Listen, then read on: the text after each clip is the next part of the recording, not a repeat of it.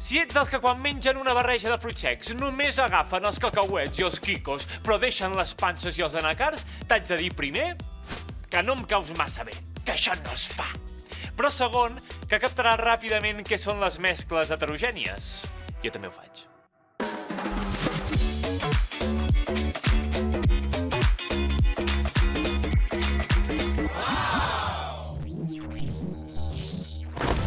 Com ja sabeu, les mescles homogènies són aquelles on no podem veure a ull nu les substàncies que les componen i on les propietats no varien d'un punt a l'altre de la mescla. Doncs les heterogènies són tot el contrari. Veiem a simple vista o amb una lupa les dues o més substàncies que formen la mescla. Hem de tenir en compte que l'abast de què és homogeni o heterogeni depèn de l'escala d'observació. És a dir, si observem una pasta de dents a ull nu sembla una mescla homogènia, oi? Però si la mirem al microscopi, resulta que la veuríem com una mescla heterogènia. Així que ja ho sabeu, les aparences enganyen.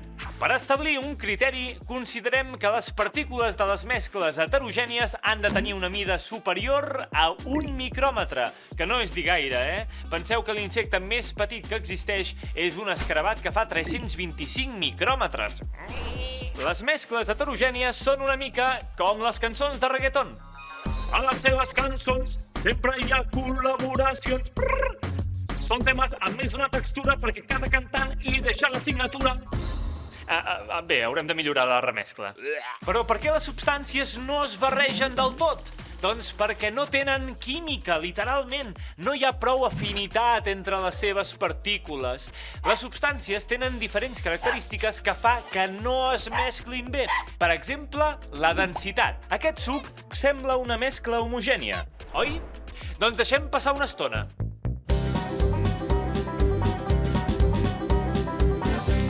Hi ha hagut una separació física dels seus elements perquè la polpa i el líquid tenen densitats diferents. Les mescles heterogènies es caracteritzen també per la diferència en les propietats físiques dels seus components. Cada substància de la mescla manté les seves propietats individuals: la densitat, el punt de fusió i el d'ebullició, la solubilitat o la conductivitat tèrmica i elèctrica.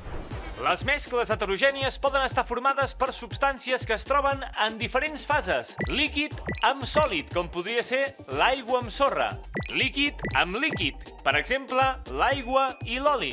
Líquid amb gas, per exemple, l'escuma de les onades. Sòlid amb sòlid, com el cas del granit, on podem diferenciar clarament els diferents minerals que el formen. O gas amb sòlid, com per exemple aquest fum.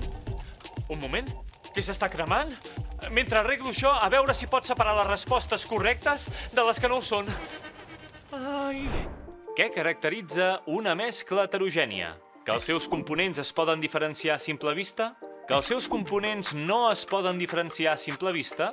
O que està formada per un sol component? La A, correcte! En les mescles heterogènies es poden diferenciar els seus components a simple vista o amb una lupa. Quin d'aquests és un exemple de mescla heterogènia? L'aigua de mar, l'oli amb aigua o l'aire net? La B, exacte! L'oli i l'aigua tenen densitats diferents i això fa que no es mesclin homogèniament. Quina de les següents opcions no és una mescla heterogènia? El granit, el suc de taronja amb polpa o l'aigua salada? La C, correcte! La sal es dissol en l'aigua i forma una mescla homogènia com passa amb l'aigua de mar. I ara, a buscar les mescles heterogènies al teu voltant! Ja ho tens!